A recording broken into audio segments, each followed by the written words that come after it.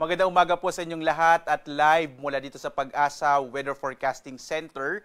Narito nang lagay ng ating panahon ngayong araw nga ng linggo, March 9, 2025. At sa ating latest satellite images, makikita pa rin natin ang epekto ng shear line na magdadala pa rin ng maulap na kalangitan na may malaking chance ng mga pag-ulan, partikular na sa may bahagi ng Bicol Region.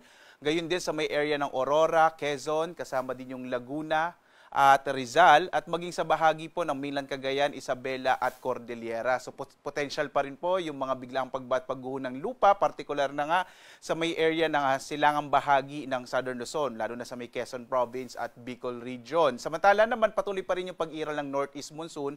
Bagamat inaasahan na nga natin na sa mga susunod na araw ay patuloy na itong hihina, nakaka-apekto pa rin ito sa may bahagi ng Ilocos Norte, Batanes at Babuyan Island. Magdadala pa rin ito ng mga isolated o pulo-pulong mahihinang pag-ulan. Samantala, makikita po ninyo itong maulap na kalangitan sa may bahagi naman ng Mindanao. Asahan ng mga kababayan po natin sa may area ng Mindanao, yung potential naman ng maulap na kalangitan na may kalat-kalat ng mga pag-ulan, pagkilat, pagkulog, partikular na din sa may katimugang bahagi ng Mindanao at sa may western section ng Mindanao. Sa iba pang bahagi ng ating bansa, sa Metro Manila, nalalabing bahagi ng Kabisayaan ng Mindanao at Luzon, inaasahan pa rin natin yung mga isolated o pulo-pulong pag-ulan, pagkidlat, pagkulog, dulot naman yan ng easterlies at mga localized thunderstorms. Sa ngayon, wala nga tayong minomonitor na anumang low pressure area. Malit po yung chance na magkaroon tayo ng bagyo for this week. Generally po, ang buwan ng Marso ay isa sa mga buwan na pinakakaunti yung mga nabubuong bagyo at pumapasok sa loob ng Philippine Area of Responsibility. At dito nga sa Luzon, inaasahan natin yung malaking tsansa ng maulap na kalangitan na may mga pag-ulan, partikular na nga sa bahagi ng mainland Cagayan, Cordillera, Isabela, dito sa may bahagi ng Aurora, Quezon, gayon din sa may Bicol Region, kasama din yung mga lalawigan ng Laguna at Rizal sa may bahagi ng Calabarzon. Ito ay dulot ng shear line o ibanggaan pa rin ng mainit at malamig na hangin. Maaari itong magpatuloy, itong bahagi ng Bicol Region makararanas pa rin ng mga pagulan hanggang bukas, araw ng Lunes.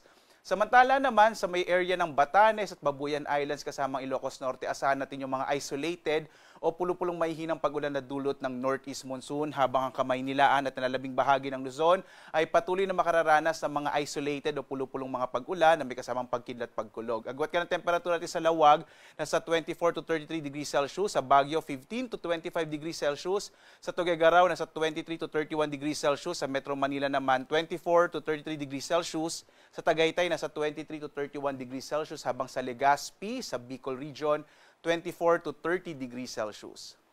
Sa bahagi naman ng Palawan, Visayas at Mindanao, inaasahan natin ng maulap na kalangitan na may malaking tsansa ng mga pag-ulan sa bahagi ng Palawan. Dulot pa rin yan naman ng easterlies. No? Agwat ang temperatura sa Calayan Islands, 26 to 31 degrees Celsius.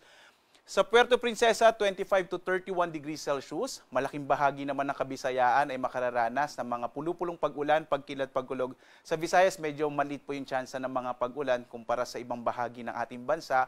Agwat ang temperatura sa Tacloban, 25 to 31 degrees Celsius. Sa Cebu, 26 to 31 degrees Celsius. Sa Iloilo naman, 26 to 32 degrees Celsius.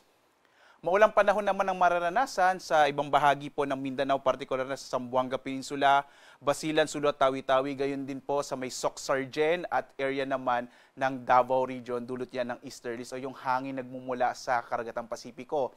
Ang nalalabing bahagi ng Mindanao ay makararanas naman ng mga isolated o pulo-pulong pag-ulan, pagkidlat, pagkulog. Agwat nga ng temperatura sa Zamboanga, 25 to 33 degrees Celsius, sa Cagayan de Oro, 24 to 31 degrees Celsius, sa Davao, 26 to 32 degrees Celsius. Samantala, wala tayong nakataas sa gale warning sa anumang bahagi ng ating bansa.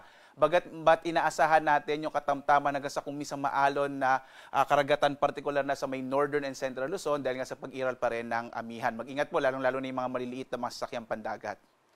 Samantala, dito sa ating heat index, makikita natin medyo nabawasan po yung mga lugar na may matataas na heat index kahapon dahil nagkaroon tayo ng mga kalat-kalat na mga pag-ulan sa malaking bahagi ng ating bansa. Sa Metro Manila, ang heat index ay mula 31 to 35 degrees Celsius. Nakapagtala naman tayo ng pinakamataas na heat index sa may Cuyo sa Palawan, 42 degrees Celsius. Sa San Jose Occidental Mindoro, 41 degrees Celsius. Habang sa Puerto Princesa sa Palawan, nasa 41 degrees Celsius. At ngayong araw nga, March 9, inaasahan natin dito sa Metro Manila ang mararamdaman nating init ay mula 31 to 35 degrees Celsius. Samantala, ang mga lugar naman na may pinakamataas na inaasahang heat index o damang init ngayong araw ay dito sa may area ng San Jose Occidental Mindoro, Puerto Princesa, Palawan, Verac, Catanduanes at sa Iloilo City, sa Iloilo, nasa 41 degrees Celsius. Inulit po namin, yung heat index, ito yung pinagsamang temperatura at yung moisture po or yung halumigmig sa hangin. So dahil doon, pwedeng mas mataas kesa sa usual po na temperature yung ating mararanasan dahil nakadepende ito sa mararamdaman nating init. Kaya mag-ingat po sa mga kababayan natin, lalong-lalo na bandang tanghali, dito po natin pinaka nararanasan yung matinding damang init or yung pinakamataas na heat index.